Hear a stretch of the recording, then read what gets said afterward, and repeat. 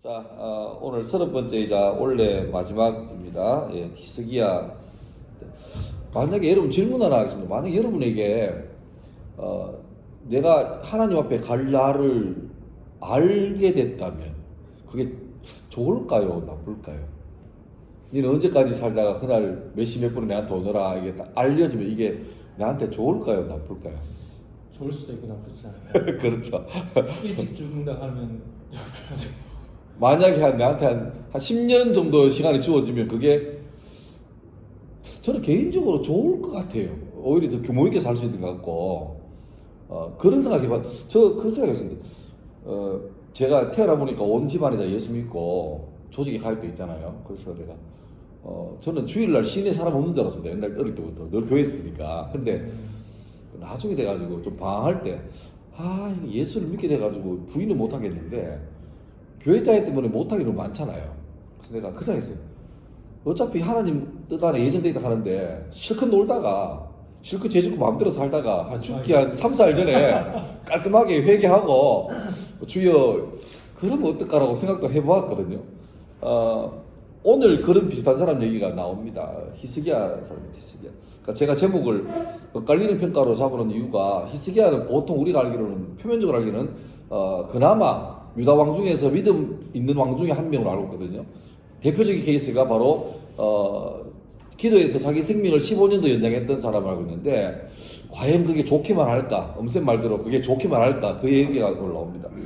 히스기야 그 야는 전부 다 여호와 야훼입니다. 이름에서 엘리야 뭐 여호야다 야. 그러니까 히스기야는 여호와는 전능자 혹은 여호와는 힘 뭐 이런 뜻입니다. 다윗 기준으로 14번째 왕이고요.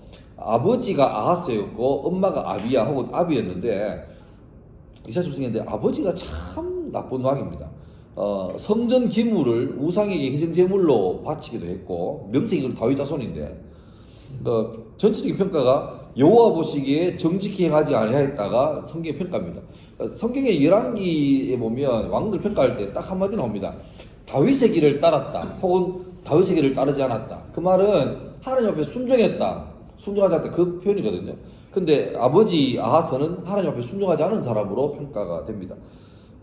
당시에 그 이스라엘 왕이었던 베가라는 왕과 다메섹의 르신이라는 왕이 아시리아, 그러니까 아수르가 너무 커지니까 이 지역에서 우리 한번 힘을 합쳐서 아수르한테 한번 이렇게 상대해보자. 그렇게 동맹지혜가 왔는데 아하스가 거부해요.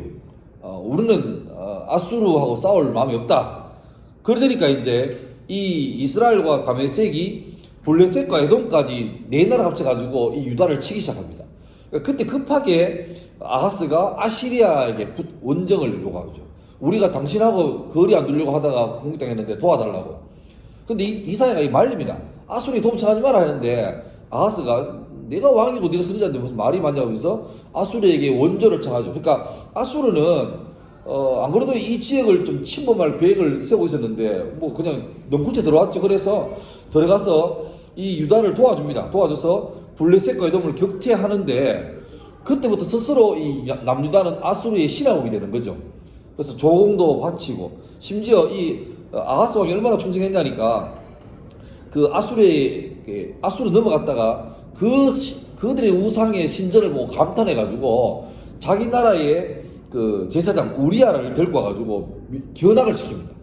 그리고 본대로 예루살렘에 와서 성전 안에서 아수르 신전의 모습을 세우게 합니다. 기가 막힌 거죠. 그러면 이 우리아라는 제사장이 목숨 걸고 전화 안 됩니다 해야 되는데 이 양반도 당시에 권력 앞에 충성하던 사람이었습니다. 그러니까 제가 적어놨죠. 의용 제사장이라고. 의용 제사장. 그러니까 하나님께 충성해야 될 사람인데 하나님 온데간도 없고 권력자 왕 앞에 빌붙어가지고 그렇게 삽니다. 그리고 희한한 게 15절 보십시오. 보시면 아하스 왕이 우리에게 명령해가지고 이렇게 해라 해놓고 뒤에 보면 오직 놋제단은 내가 주께 여쭐 일에만 쓰게 하라 하매 제사장 우리아가 아하스 왕의 모든 명령대로 행하였더라. 웃기죠? 여호와를 섬기는 제단 앞에 아수르 신전을 만들어 놓고 다 하는데 여호와께 묻던 그 놋제단은 놔두게 합니다. 왜냐니까 요거는 내가 여호와를 물을 때랑 쓸 때니까 놔둬라. 그러니까 혼합주의죠. 하나님을 섬기는 쉽게 말하면 지금 치면 교회 안에 강대상 옆에 불쌍한 세워놓고 거기서 내 절하고 향 피우다가 수요일, 금요일, 주일에는 예배 드릴 테니까 그 재단 놔둬라 이거예요. 엉망진창입니다. 예. 이런 분위기에서 결국 아하스가 죽고 히스기야가 25세의 왕이 돼가지고 29년을 통치합니다. 제가 미리 말했지만 히스기야가 15년을 뽀로서 살기 때문에 15년을 빼면 14년을 왕으로 통치하다가 이제 죽을 위기가 와서 나중에 더 되죠. 자, 히스기야는 왕이 되면서부터 아버지의 행적을 지우기 시작합니다. 그러니까 아수르로부터 정치적으로 종교적으로 해방을 이제 도모하죠. 왜 그랬을까 보면 어머니 때문에 그런 것 같아요. 어머니 때문에. 그러니까 아버지가 엉망진창이고 엉망인데 불구하고 어머니가 자식 교육은 하는 거예요. 신앙 교육을. 그러니까 지금도 재밌는 게 히브리인들은 혼혈이 많잖아요. 근데 히브리인들의 유대인들의 특징이 뭐냐니까 아버지의 인종과는 관계없습니다. 아버지는 뭐 한국 사람이든 상관없는데 모계가 히브리인이면 히브리인을 인정합니다. 그러니까 부계가 그거는 모계예요. 어머니, 그러니까 우리도 일반적으로 그렇잖아요. 집에 아버지가 사고 치고 뭐 바람 피고 도박하고 온갖 짓거리 다 해도 엄마만 정신 차리고 애 키우면 자녀들은 그래도 평타를 치거든요. 근데 반대가 되면 골치 아픈 거죠. 아버지는 바로잡으러 갈 때 엄마가 막 그러면, 근데 요즘은 뭐 엄마 아빠 둘 다 하고 돌아다니니까 온 가족이 문제가 되는데 하여튼 그렇습니다. 그래서 히스기야가 왕 되자마자 우상을 재단을 파하고 점술가들을 다 처리하고 심지어 사람을 잡아서 제물로 바치는 신제사도 있었는데 이것들도 폐하고 심지어 그 느부스단이라고 여러분 그 모세가 출애굽할 때 백성들이 계속 원망하니까 하나님께서 불뱀 보내서 물게 하죠. 민수기 21장 보면 그때 하나님께서 모세에게 구리로 노스로 뱀을 만들어서 달게 하라. 보세요. 그 불뱀도 색깔이 붉은색 계속입니다. 근데 노뱀 구리 색깔이 붉은색 아닙니까? 방금 빨간 뱀한테 물려가지고 다리가 퉁퉁 부가지고 지금 죽어가는데 하나님 말씀이 눈을 들어서 빨간 뱀 보래. 그럼 살리라. 그러면 우리 생각할 때는 여러분 그게 어렵습니까? 내가 지금 마비돼가 죽어가는데 모세가 믿지 못한 사람도 있고 믿을 만한 사람인데 얘들아 하나님 말씀에 이 장대 위에 달린 빨간 뱀 보면 안 간다. 그러면 내 겉에도 믿질 바에가 보겠다. 근데 성경에 보면 그거 안 보고 죽은 사람이 수천 명입니다. 그러니까 대단하죠. 악이. 근데 절대로 안 본다는 거예요. 절대로 안 본다. 여러분 오해하지 말게. 하나님이 천국에 사람이 가고 싶어 하는데 주님이 오지 마라. 끝까지 말리면 아닙니다. 주님이 누구든지 오래요. 예수를 믿으면 다 온다고 하는데 실제로 천국 못 가는 사람은 그 마음속에 하나님 우리를 싫어해서 악의적으로 안 가는 거예요. 내가 믿나 봐라. 가나 봐라. 결국 자기의 악의 결과로 가는 겁니다. 주님이 오고 싶어 하는데 막 니 오지 마! 니 같은 니가 올 때가 아니야. 이렇게 말리면 주님께 이렇게 폴트가 있는 거 아닙니까? 근데 그럴 수 없는 게 우리 마음속에 흠모 하나님을 두기 싫어하는 본성이 있거든요. 그것 때문에 가니까 결국 자기 어떤 인과응보로 가는 그입니다. 근데 모세가 그때 하나님 명령으로 만들었던 그 구리뱀은 지금 치면 우리나라로 치면 국보가 되어 있는 거죠. 근데 사람들이 세월 지나니까 그 구리뱀을 들게 했던 하나님이랑 모세의 행적은 사라지고 미신적으로 그 구리뱀을 섬기는 거죠. 병나면 그가 빌고 하니까 모세가 만들었던 국보인데 히스기야는 이 보물마저도 깨서 녹여버립니다. 왜? 하나님 순종하는 이 본래 사명을 감당하지 못하면 존재 자체 필요 없는 거죠. 그러니까 예배당 잘 지어놓고 예배 똑바로 안 드리면 또 예배당 건축했던 수십억 다 날리는 거예요. 쓸데없는 거예요. 쓸데없는 거예요. 자, 이제 아수르의 사내립이 그러니까 성경에 아수르 하면 지금 세계사의 아시리아입니다. 그러니까 나는 개인적으로 아쉬운 게 좀 이렇게 성경이 좀 너무 고집을 너무 부리는 것 같아요. 그러니까 물론 번역상은 성경이 말합니다. 성경이 우리나라에 아시라를 모를 때 맨 처음으로 성경을 번역하면서 아수르라고 번역했습니다. 근데 세계사에서는 그게 아시리아입니다. 이집트를 애굽이라고 번역했습니다. 먼저 썼어요. 근데 뒤에 공용적으로 이집트를 썼죠. 그러면 이제는 교회에서만 애굽 쓰고 세상엔 전부 다 이집트 쓰지 않습니까? 그러면 이집트를 바꾸면 돼요.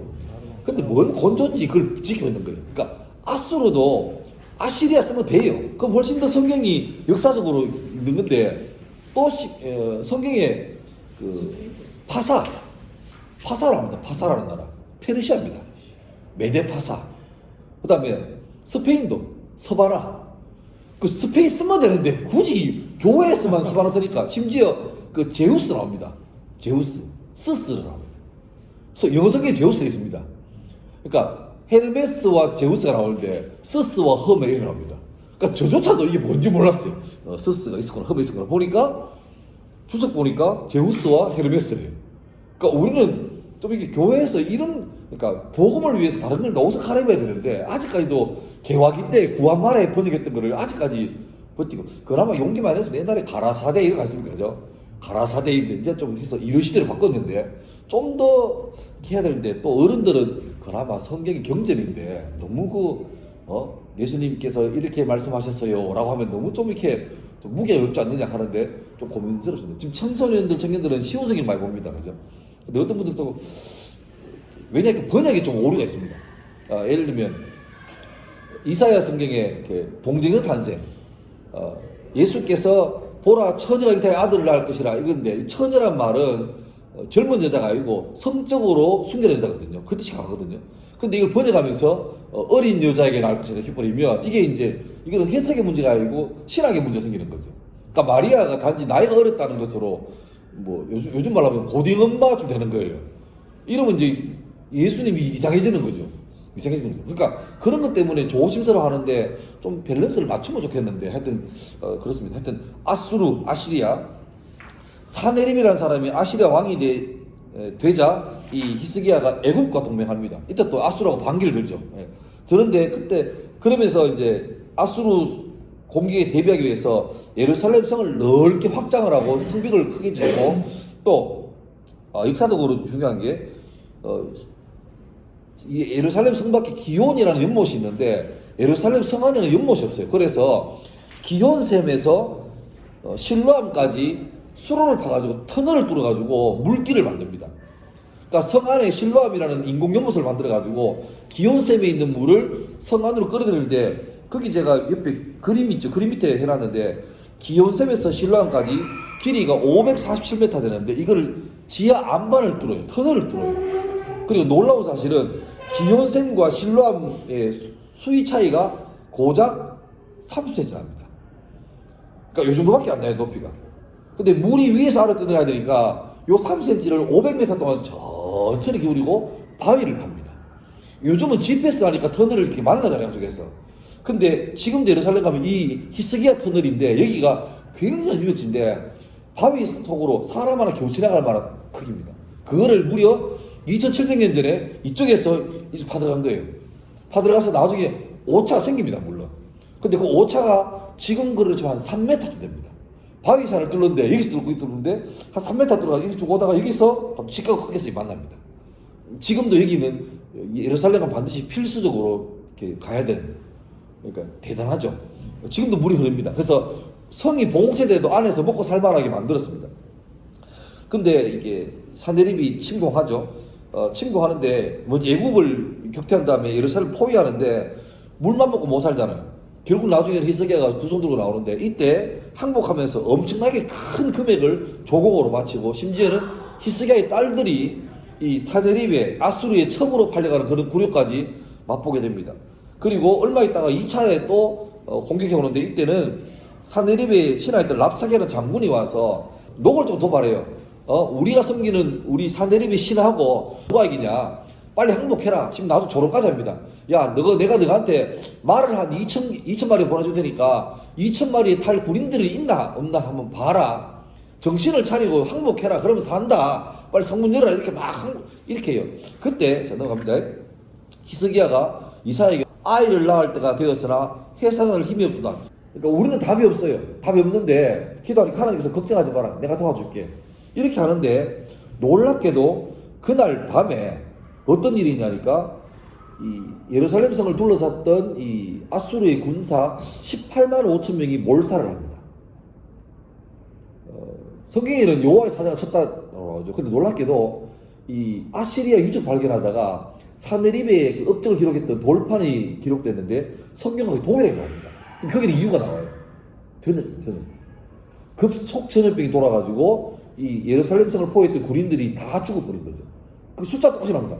18만 5천명이 죽었습니다. 그래서 놀랍게도 사네립이 이 원정을 포기하고 자기 나라로 돌아가죠. 아수르의 수도가 바로 그 유명한 니느웨입니다. 니느웨. 돌아갔는데, 돌아갔을 때 사네립이 신하들에게 피살당하고 사느립의 아들이었던 에살라돈이 왕이 되면서 얼마 있다가 이 아시리아 제국이 무너집니다.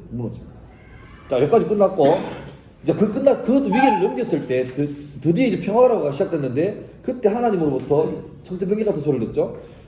이제 니는 내 앞에 와야 된다. 이제 죽는다. 이런 말합니다. 그때 히스기야가 벽을 향해서 앉아가지고 통곡을 하죠. 통곡을 합니다. 살려달라고. 근데 하나님께서 그 히스기야 기도를 들으신 다음에 이런 말합니다. 내가 다윗의 언약 때문에 너에게 은혜를 베푼다. 이런 말합니다. 그리고 네가 앞으로 3일 뒤에 성전에 올라가서 정상적으로 업무를 해갈 거다 라면서 회복을 말하는데, 여러분 히스기야가 왜 그렇게 간절하게 기도한 줄 혹시 이유 아시겠습니까? 네 이제 곧 죽는다 하니까 목숨 걸고 기도해요. 왜 그러냐니까, 물론 본능적으로 살고 싶어도 하겠지만 이때 히스기야의 대를 이을 후계자가 없었습니다. 그러니까 왕조가 끊어질 위기인 거죠. 그러니까 히스기야가 여러 가지 살고도 싶고 왕위를 이을 만한 왕자도 없으니까 이게 일이 커진 거죠. 그래서 간절히 기도하는데 그 기도를 주님께서 들으시고 아예 남은 수명을 정해줍니다. 너는 15년 더 살 거다. 그러면 우리 같으면 그 15년이 은혜 아닙니까? 그러면 은혜로 살 건데 정말 잘 살 건데, 히스기야가 여기까지는 좋았는데 이때부터 15년 세월을 이상하게 보기 시작합니다. 일단 3년 뒤에 드디어 아들 낳습니다. 그 아들이 밑에 나올 때 바로 므낫세입니다. 므낫세는 무려 55년 동안 통치하는 최장수왕인데, 문제는 최장수왕인 동시에 이스라엘 유다의 왕 중에서 최악의 왕입니다. 얘가 악의 끝판왕입니다. 북이스라엘의 아합이라는 악한 왕이 있다면 남왕조의 므낫세가 있는데, 얘는 악한데 너무 오래 살았어요. 그러니까 나라가 재앙이죠. 그런 말 하대요. 공무원 되면은 뭐 잘릴 일 없다 하는데, 반대로 네가 싫어서 나 잘린다 이런 말 하대요. 기나긴 세월 동안에 이 악한 왕이 뭐 열심히 나쁜 일을 합니다. 그리고 히스기야 왕이 죽을 병 들렸다가 기적적으로 나았다는 소리가 들리자 저 멀리 있던 듣보잡 나라에서 축하 사절을 파견합니다. 그 나라가 바벨론입니다. 이 당시에 바벨론은 조그마한 유목민족 나라였습니다. 이 나라가 막 세워질 때 존재감도 없죠. 그러니까 히스기야가 자기가 병에서 낫게 되고 너무 기쁘니까, 그리고 먼 나라에서 와가지고 당신의 업적을 들었다 이러니까 기분 좋아가지고 그 바벨론의 사절단에게 자기 나라의 모든 1급 기밀 시설을 다 관람시켜줍니다. 여기가 우리 미사일 창고고, 여기가 우리 뭐 창고고, 여기가 신경 다 넣어줍니다. 근데 문제가 그때 보여준 1급 기밀 때문에 훗날 바벨론에게 그대로 박살납니다. 자기는 좋았었겠죠. 감사하고. 이사야가 와서 당신 집 뭐냐 했냐 하니까 저 멀리 있는 쪼매난 나라 왔는데 내가 좀 경계한다고 좀 보여줬다. 자랑도 할 게 보였다. 그때 이사야가 말합니다. 네가 보여준 것 때문에 그대로 당할 거고 네 후손들은 잡혀가서 저 나라의 신하가 될, 내시가 될 거라고 그렇게 하죠. 그게 불과 얼마 있다가 이루어집니다. 히스기야가 죽은 다음에 므낫세가 12살의 왕이 됩니다. 그러니까 히스기야 15년 더 살고 죽었는데 므낫세가 12살 왕 됐으니까 히스기야가 생명이 연장된 지 3년 만에 태어난 거죠. 므낫세 평가가 므낫세가 유다에게 범죄하게 하여 여호와 보시기에 악을 행한 것 외에도 또 무죄한 자의 피를 심히 많이 흘려 예루살렘 이 끝에서 저 끝까지 가득하게 했더라. 므낫세는 최악의 왕입니다. 그러니까 결과적으로 참 히스기야들은 못할 소리 같지만 히스기야가 어쩌면 15년 더 안 살고 거기 살고 멋있게 아수르 왕을 진멸한 다음에 딱 조합에 갔던 게 더 좋았지 않았을까라는 좀 냉정한 평가를 해봅니다. 왜냐니까 15년 더 살았던 결과가 바벨론에게 멸망할 정보를 다 주게 되고 유대라는 나라를 정말로 악하게 만들 최전문가, 악의 전문가 므낫세가 태어나서 움트는 그런 시기였습니다. 그러니까 참 찝찝한 결과죠. 만약에 내가 내 마지막 순간을 알 수 있다. 그러면 그러니까 이 히스기야에게 15년 생명의 연장이란 말은 지금 우리가 흔히 쓰는 말로 하면 은혜입니다. 은혜를 받은 거예요. 은혜 받아서 네가 건강하게 되고, 은혜 받아서 네가 이 학교에 근무하게 되고, 은혜 받아서 네가 목사가 되고 했는데, 그럼 그 은혜가 결과가 되면 안 되고 수단이 됩니다. 그 은혜로 하나님께 더 영광을 돌리는 게 되면 선순환 구조가 되거든요.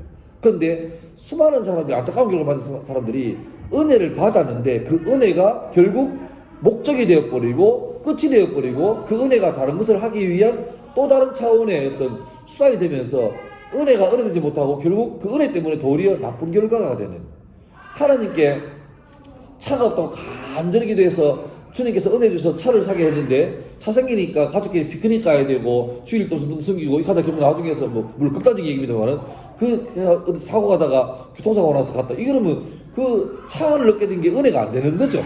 은혜가 맡기면 안 되는 거죠. 그러니까 하나님께서 우리 삶 가운데 이렇게 저렇게 많이 사인을 줄 때 있거든요. 그럼 그때 혹시나 내가 하나님께 받던 이 건강이나 여러 가지 가정의 환경이나 이런 은혜가 돼야 그게 좋은데 그 은혜가 나중에 변해서 나쁜 게 되는 그런 좀 경고를 히스기야한테 좀 받았으면 좋겠습니다. 하여튼 이제 마무리하면서 여러분 제가 제일고 와서 신회를 어떻게 고민하다가 또 한 번에 더 예배를 드리기는 좀 뭔가 그런 것 같아요. 주일날 예배 드리고 막 주일날 오전 갔다가 오후 갔다가 하는데 막 교회 학교까지 와가 또 예배 드리고 또 예배 드리면 그냥 드립니까? 설교도 긴데 또 갑자기 대표교도 돌아서작하고 막 부담스러워 죽겠어. 그래서 고민하다가 선생님한테 뭐가 필요할까 하다가 직업들이 교사니까 지적인 호기심을 채우면 좋지 않을까 해서 내가 했던 게 인물 공부인데 아직 고민이 많습니다. 아쉬운 거는 시간이 워낙 우리 제한되다 보니까 좀 이 시간에 제일 좋기는 쌤들끼리 신앙적인 얘기도 하고 또 기도 제목도 나누고 또 같이 또 중보기도 하고 그러면 좋겠는데 그래서 중간에 한번 시도를 하다가 또 이렇게 뭐 뻥나고 했는데 하여튼 올해는 마지막이고요. 계약해서 3월 달에 이 중에서 또 혹시나 또 가실 분은 가시고 오실 분은 오시고 나머지는 남겠지만 방학 동안 저도 어떻게 할지 좀 많이 배우고 고민하면서 그렇게 해보겠습니다. 하여튼 고생하셨고 감사하고 제가 기도하면서 마치겠습니다.